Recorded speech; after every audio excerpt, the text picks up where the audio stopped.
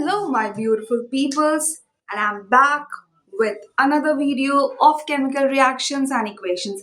And I'm extremely happy. क्यों खुश हूँ मैं?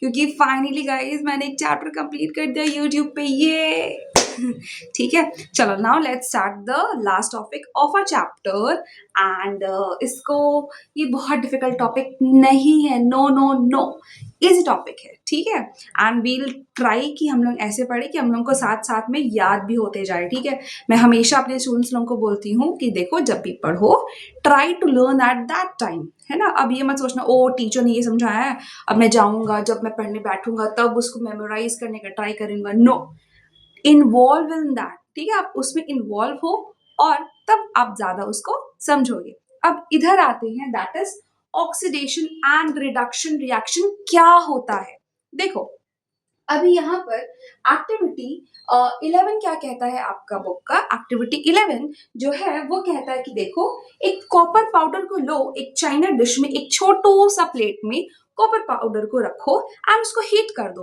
तब आपको क्या दिखेगा तब आपको दिखेगा एक ब्लैकिश कलर का कोटिंग चढ़ गया है वो जो कॉपर है ना वो ब्लैकिश टाइप में हो गया तो ऐसा क्यों हुआ ऐसा क्या जादू हो गया तो जादू नहीं था हाँ ये जादू अगर है तो ये ऑक्सीजन का कमाल है देखो यहाँ पर कि दैट इज कॉपर अकेला था कॉपर को हम लोग ने गर्म किया ठीक है जब हमने गर्म किया पहले ही मैंने बताया कभी भी किसी को हीट करते हैं तो उसमें हमें एक गैस की नीड होती है दैट इज ओ सॉरी ये मैंने कॉम्बिनेशन रिएक्शन में बताया था कि हाँ जब भी हम लोग बर्निंग होता है वो with the help of oxygen होता है यहाँ पर देखो ऑक्सीजन इन्वायरमेंट में जो है वो यहाँ पर एक लेयर बना देगा वो कॉपर के साथ में जुड़ जाएगा ठीक है इधर देखो दैट इज कॉपर ठीक है अब वो किसके साथ में रिएक्ट कर गया है दैट इज ऑक्सीजन के साथ में वो रिएक्ट किया है ठीक है इन्वायरमेंट में ऑक्सीजन है कॉपर को हमने जलाया तो अब वो बन गया है कॉपर ऑक्साइड ठीक है क्या बन गया वो कॉपर ऑक्साइड पहले वो सिर्फ कॉपर था ऑक्सीजन मिला अब वो बन गया है कॉपर ऑक्साइड एंड वो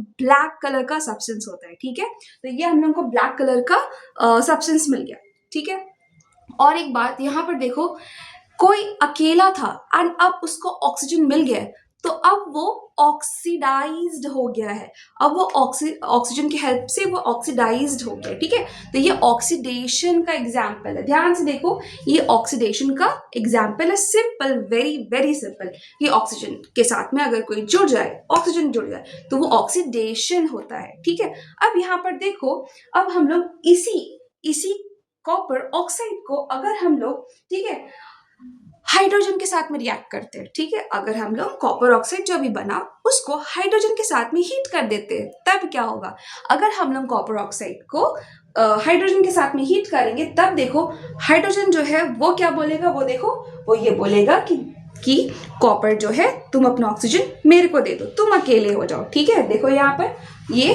कॉपर ऑक्साइड था यहाँ पर हाइड्रोजन मिला हमने हीट किया कॉपर का ऑक्सीजन अलग हो गया एंड वो H2O ठीक है अब वो हाइड्रोजन के साथ में बॉन्ड बना लिया तो इससे हम लोग को क्या देखने को मिलता है देखो पहले कॉपर था ठीक है एंड अब वो सॉरी पहले कॉपर ऑक्साइड था एंड अब वो सिर्फ और सिर्फ कॉपर है इसमें रिमूवल ऑफ ऑक्सीजन हो गया इसमें ऑक्सीजन रिड्यूस हो गया कम हो गया कॉपर पहले कॉपर ऑक्साइड था अब सिर्फ कॉपर है तो इसको ये रिडक्शन का एग्जाम्पल है ठीक है तो हम लोग ने पहले ऑक्सीडेशन का एग्जाम्पल पढ़ा था एंड फिर हम लोग ने अब फिर रिडक्शन का एग्जाम्पल पढ़ा है ठीक है और देखो यही रिएक्शन आपके बुक में रेडॉक्स रिएक्शन के नाम से भी है तो ऐसा क्यों है लेट्स गो टू दैट ठीक है now moving forward to redox reaction इसमें हम लोग ने क्या देखो जो लास्ट हम लोग रिएक्शन पढ़े थे उसी में हम लोग को पता चल गया था कि देखो जब भी ऑक्सीडेशन होगा तो ऑक्सीजन गेन होगा रिडक्शन होगा तो ऑक्सीजन किसी के साथ और चल जाएगा ठीक है कोई एक सब्सटेंस रिड्यूस हो जाएगा ऑक्सीजन उससे चल जाएगा तो ये देखो ये वही एग्जाम्पल है दैट इज पहले क्या था कॉपर ऑक्साइड हाइड्रोजन मिला तो वो Cu अलग हो गया और H2O बन गया देखो हाइड्रोजन पहले अकेला था अब वो ऑक्सीजन के साथ में बॉन्ड बनाया है तो वो ऑक्सीडाइज हो गया है ठीक है एंड यहाँ पर यहाँ पर कॉपर ऑक्साइड पहले ऑक्सीजन के साथ में था बट अब वो रिड्यूस हो गया तो रिडक्शन हो गया तो ऐसा रिएक्शन जिसमें oxidation as well as reduction साथ में हो तो वो एक रेडॉक्स रिएक्शन कहलाता था कहलाता है। Very very simple. जब ऑक्सीडेशन एंड रिडक्शन, जो कि मैंने आपको समझाया है, जब साथ में हो तो वो एक रेडॉक्स रिएक्शन का एग्जाम्पल होता है। ठीक है।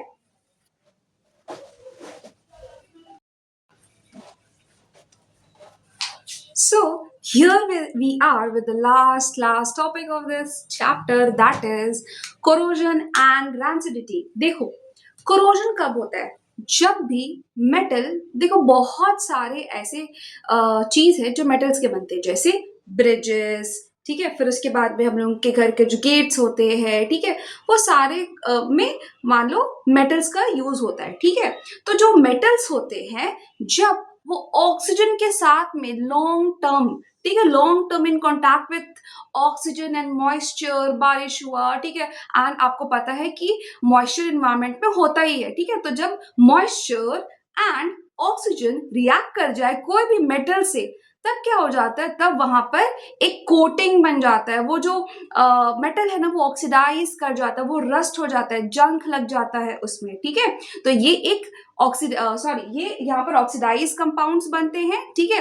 तो हम क्या बोल सकते हैं, हम ये बोल सकते हैं कि जो कोरोजन होता है, जिसको रस्टिंग बोलते हैं, उसमें metals comes in contact with oxygen and moisture and form a stable oxidized compound। देखो ऑक्सीडाइज कंपाउंड बन गया है, जो कि हम लोग के लिए अच्छा नहीं है, वो कमजोर हो जाता है इससे। ठीक है। जो सोचो, अगर ब्रिज, मेटल का ब्रिज बना हुआ है और उसमें रस्ट, जंक लग जाए, वो कमजोर हो जाए, ठीक है, तो इससे बहुत सारे एक्सीडेंट्स हो सकते हैं। तो कोरोजन क्या होता है? कोरोजन जब भी metal in contact with oxygen and moisture forms a stable oxidized compound, तो उसको हम लोग बोलेंगे, वो क्या हो जाएगा? वो हो जाएगा ऑक्सीडेशन। ठीक है। अब आते हैं रैंसिडिटी। रैंसिडिटी मतलब खाना का जो खाना सड़ जाता है, उसको हम लोग बोलते हैं रैंसिड फूड। ठीक है। जो सड़ा हुआ खाना होता है वो रैंसिडिटी के चलते होता है। देखो क्या होता है, कोई भी खाना जिसमें फैट्स एंड ऑयल्स का प्रयोग हुआ हो, ठीक है, तेल घी का जहां प्रयोग हुआ हो, ठीक है, तो क्या हो जाता है, जब वो एयर के साथ में कांटेक्ट करते हैं, ऑक्सीडाइज हो जाते हैं, तब वो धीरे धीरे सड़ने लगते हैं, वो स्पॉइलेज हो जाता है, रैंसिड हो जाता है। ठीक है। इसीलिए spoilage of food containing oils and fats due to oxidation, oxidation and reduction जो हम लोग ने पढ़ा है, ठीक है, उसका यूज दिया, उसका एग्जाम्पल दिया, कोरोजन एंड रैंसिडिटी। ठीक है। जब खाना सड़ जाए तो वो रैंसिड हो जाता है। क्यों? क्योंकि ऑक्सीडेशन हो गया, ऑयल्स एंड फैट्स किसी खाना में है, वो ऑक्सीडाइज हो गया, तो वो रैंसिड हो जाएगा। ठीक है। अब जैसे चिप्स है, चिप्स को आप खुला में छोड़ दो, धीरे धीरे वो अपना मॉइस्चर खोएगा, ठीक है, ऑक्सीडाइज हो जाएगा। एप्पल्स को अगर हम लोग काट के छोड़ देते हैं तो वो ऑक्सीडाइज हो जाता है। ठीक है। अब यहाँ पर देखो, चिप्स का जो पैकेट होता है, उसमें एक गैस को फिल किया जाता है, दैट इज नाइट्रोजन। ठीक है। ताकि वो लॉन्ग लास्टिंग चले, ठीक है, जो चिप्स है वो ज्यादा दिन तक चले, है ना। एंड जो कुछ कुछ फूड्स होते हैं, उसको हम रैंसिडिटी से कैसे बचा सकते हैं, हम लोग अगर उस फूड को एयर टाइट कंटेनर, अरे हवा से ही ना ऑक्सीडाइज होगा, हवा में ऑक्सीजन है, तो उसको हवा के कांटेक्ट में आने ही नहीं देंगे। ठीक है। उसको एयर के साथ में मिलने ही नहीं देंगे, तो उसको एयर टाइट कर देंगे, तो वो खाना सड़ेगा ही नहीं। तो ये था rancidity, and I'm extremely happy that I've completed one chapter, means first chapter of mine explaining on this platform. So आप लोग please do comment कि कैसा था, and thank you, and just thank you.